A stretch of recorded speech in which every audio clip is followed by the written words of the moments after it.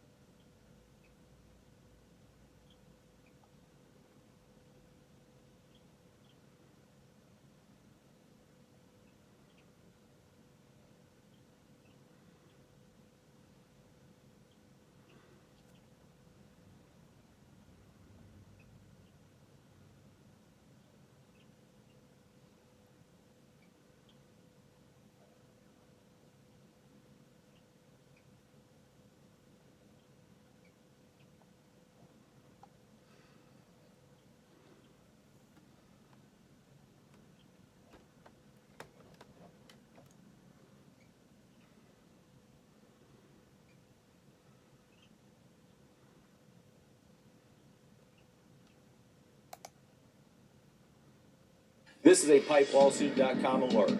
Millions of homeowners have a ticking time bomb under their sink, walls, and floors.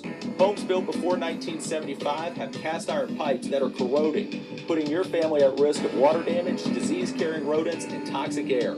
It's not a matter of if, it's a matter of when.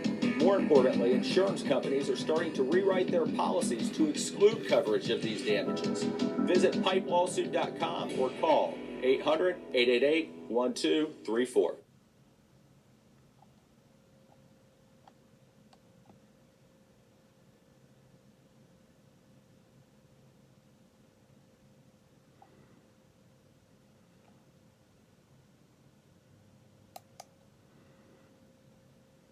Let's talk a little bit about piping. Most houses in the Metroplex were built in the 60s and 70s. Most houses were built with cast iron.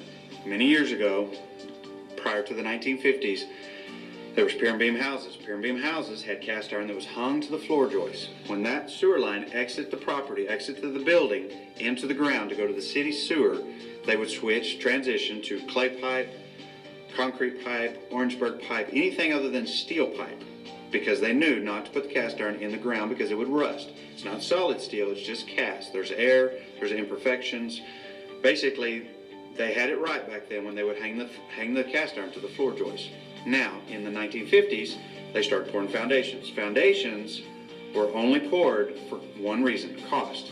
You can pour a foundation on a house today for way less money than building it pier and beam. House today poured for one reason: cost. Poured for one reason: cost. You can one reason: cost. One reason: cost. You can pour a foundation on a house today for way less money than building it pier and beam out of framing. So they started pouring foundations in the 50s. In the 1950s, they still had cast iron. Cast iron has a life expectancy. This pipe to be damaged. Old water lines, same thing. You've got old galvanized in the 50s and the 60s, caused leaks under foundations. They switched to copper. Copper in the late 50s to 60s, when they were transitioning, was true copper. It was real copper. It was made of copper. Somewhere in the 90s, they started adding tins and alloys, so the copper was not as pure, but it was still pretty good copper. When you get into the late 90s, early 2000s, there's so many tins and alloys because they're competing with PEX pipe, polypropylene pipes, all the new products on the line that are not copper, they're plastic, more or less. Copper's getting priced out of the business, so they add a lot of tins and alloys and different things, magnetic stuff, aluminums. I've seen everything in copper, and it doesn't have its integrity. So houses, believe it or not, I fixed more slab leaks on water lines on houses built in the late 90s, early 2000s than the 50s and 60s put together. So